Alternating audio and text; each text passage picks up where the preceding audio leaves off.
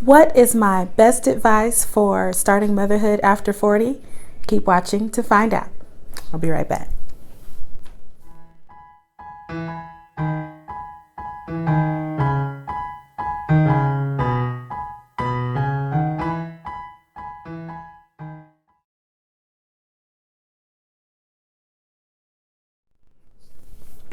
Welcome to Midlife Mama. I'm Tiffany, and on this channel, I hope you will find hope, inspiration, encouragement, and some practical tips on mommyhood and self-care after 40.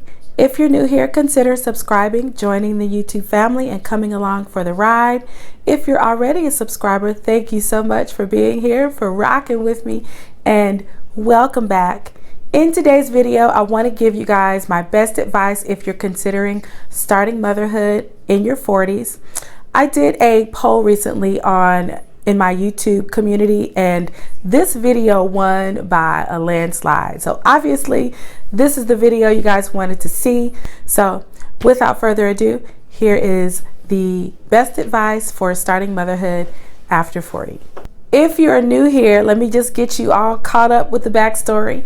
I'm 48. I have a 2-year-old daughter. She was a surprise baby born to me at 46, and she was conceived naturally. She was born at 39 weeks and 4 days by C-section. She was mildly growth restricted, and that's largely due to the fact that I had hypertension before I got pregnant. But other than those two things, I had a very normal, smooth, pretty easy pregnancy other than heartburn. I've recorded a few videos about my pregnancy experience in my mid-40s, and that playlist is definitely linked below, so check that out when you get a chance. So now you are all basically caught up, so let's get into the video.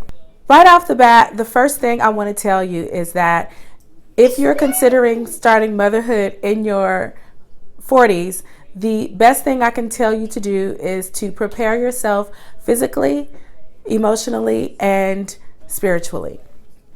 Now, before I really get into the meat of this video, let me tell you what this video is not. I wish I had the answer. If you are looking for advice on how to get pregnant, I am staying far away from that topic. I cannot tell you how to get pregnant. The way to get pregnant is different for everyone. So I can only tell you my story, and that's all the information I have to go on. So I would never presume to be able to tell you how to get pregnant. So if that's the type of video you're looking for, this is not that video. What I will give you in this video is the best advice I can give you based on what my experience has been with pregnancy in my mid-40s and also with parenting a toddler in my mid-40s. So that's where this advice comes from. That's where it's inspired from, and hopefully it is helpful to you. All right, so disclaimer out of the way, let's get into the video. So I mentioned that you should prepare yourself physically, spiritually, and emotionally. And that is because motherhood is going to shake up your life completely. It's going to change everything about your life. It's going to change the way you think, the way you spend your money, the way you think about work. It's going to change all of it. Okay. So let's just get started with the physical, because you really need to be in good health. So when I say that you need to be in good physical health or work on your physical health, that means that you should get any health issues you have under control. You should get yourself on a good, healthy eating plan, start to get regular exercise, eliminate the harmful habits. You know what they are: smoking, drinking, drugs, you know what they are. And also, you want to lose weight if you need to. So I don't say that not because I think that you need to be in good, perfect health in order to conceive. But being in good, perfect health is going to help you during pregnancy. It's going to help you in postpartum, and it's going to help you beyond that. So I definitely was not in perfect health when I got pregnant. I was overweight, and you already know that I had high blood pressure when I got pregnant. So you don't need to be in perfect health in order to conceive, but it will definitely help you during pregnancy, in postpartum, and after. And there are two major reasons why I want you to focus on your physical health.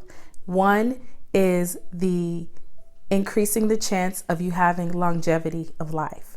One of the major concerns when I talk to moms who are my age with infants and toddlers, they're just now starting motherhood in their 40s. One of the major concerns is that they are afraid that they will not be around for their children's later year milestones, the marriages, the babies, the graduations, things like that, things that normally happen later on in life. So health becomes a concern. So in order to eliminate the stress of worrying about something happening with your health or having a health crisis, or you running into health issues later on in life, you want to make sure that you get yourself in good physical condition. And the second reason is that you are going to need every last bit of the energy that your good health is going to provide you. And this is not an exaggeration. I don't have the words to explain how much energy you are going to need, particularly through the newborn, infant, toddler, and child phases, because kids like to play. Newborns like to stay up all night. Infants like to stay up all night or wake up in the middle of the night. Toddlers like to run around and play outside. They like to get down on the floor and roll around. You need every single bit of that energy in order to keep up with your babies. All right, toddler break. Okay, so we're back, and I have a guest with me who is not happy right now, right? But it'll be okay. So, like I said, be in good physical condition, work on your physical health. Life is unpredictable. Anything can happen. You cannot guarantee longevity of life, but this is about creating the best opportunity for you to have long years after you have a baby, so you can be around for the later year milestones. So, work on your physical health. The next thing I want to talk to you guys about is working on preparing your emotions for it. We already know pregnancy will send your emotions into an upheaval, into a tailspin. Postpartum can also do that, send your emotions into an upheaval and a tailspin. But let me just give you a list of the emotions that I go through in a particular day.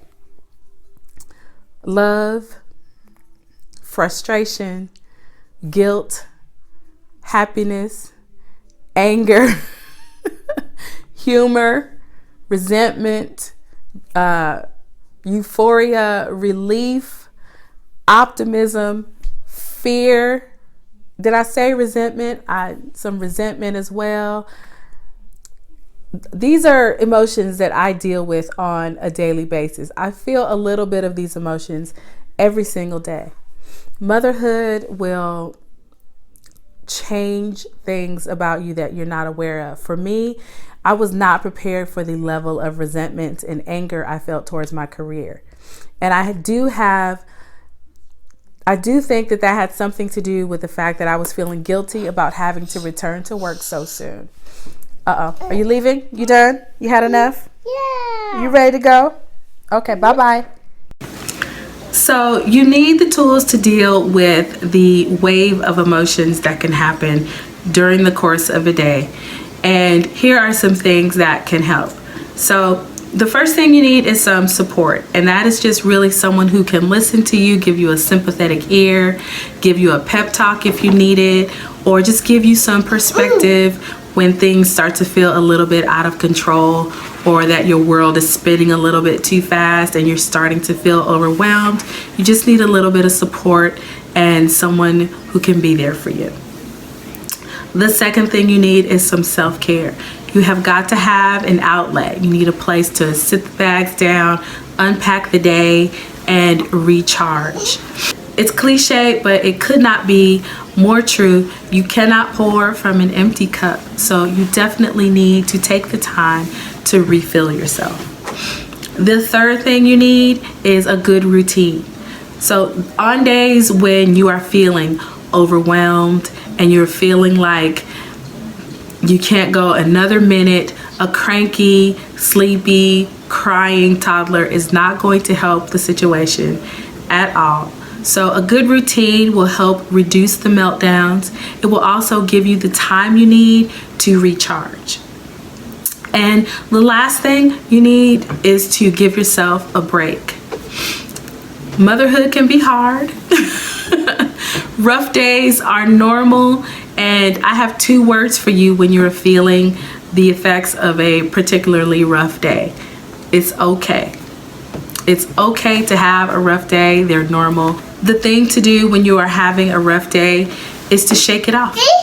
Shake it off, put the kids to bed, exercise a little self-care, and start again tomorrow. Be confident in the fact that you're doing the very best you can, but sometimes, you know, life happens.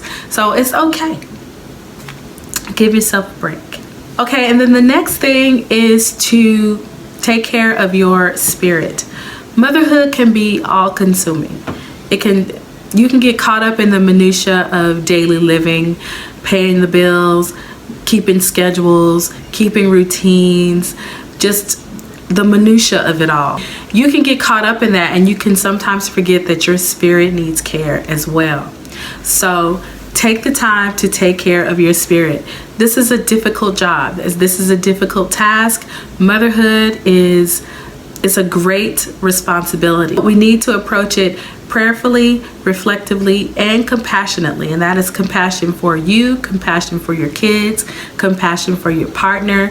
It's a great responsibility. So take the time to take care of your spirit, because if you have a healthy spirit, if your spirit is healthy, it can give you clarity, it can give you perspective, it can give you peace, and it can give you foresight. So definitely take the time to take care of your spirit. And finally, I know that a lot of this video seemed like it was geared towards if you already have kids or if you have already started motherhood in your 40s. I am in that space in my journey. That's where I am in my journey, and so that is probably why the video seemed geared towards that. But if you are in that place where you are hoping and you are trying and you are waiting for your baby and you're in your 40s, I have 3 things that I want to say to you. The first thing that I want to say to you is probably the most important thing, and that is, with or without a baby, you are enough. You are a whole person with or without a baby. It took me so long to get to the place where I accepted that I was a whole person whether or not I had a baby or not. And that is not to say that you should not worry about not having a baby, or that you should not continue to hope and try and wait for your baby. It's just that you should feel like you are enough before you have your baby. You are enough with or without a baby. And the next thing I want to tell you is that the way to become a mom is different. There are different ways. There are different paths you can take in order to become a mom. I don't know which path is for you, but you will know what path is for you. And you can and you will find it. And when you do find it, you absolutely can be a fantastic mom in your 40s. You can do it if you take care of your physical health, if you take care of your emotional health, and if you take care of your spiritual health. You can do it. And the last thing I want you to know is that I am hoping and praying with you. My heart is with you. I know what it feels like to be in that place where you're hoping and wishing and waiting for your baby. And I know how sometimes it can feel a little bit desperate and a little bit sad and a little bit overwhelming. And I want you to just take some time, breathe, keep praying, keep hoping, keep your heart open to whatever path is opened up for you. And I pray that you get the desire of your heart. I pray for you, and my heart is with you. And I will see you guys in the next video, because that's all I have for you guys. I hope this video was helpful. Give this video a big thumbs up if it was. Share it with someone you think it might help. Subscribe if you haven't already. Join the family. Come along for the ride. I would love to have you. Hit the bell so you don't miss anything. Comment down below. Let me know where you are in your journey. Are you a first-time mom in your 40s? Are you a second-time mom in your 40s? Let me know what's going on with you, how you're doing, how you're handling it in the comments below. Leave some advice that you have that I have left out of this video. Catch up with me on Facebook, Instagram, and Twitter. Until next time, I will see you in the next video. Thank you for watching. Bye.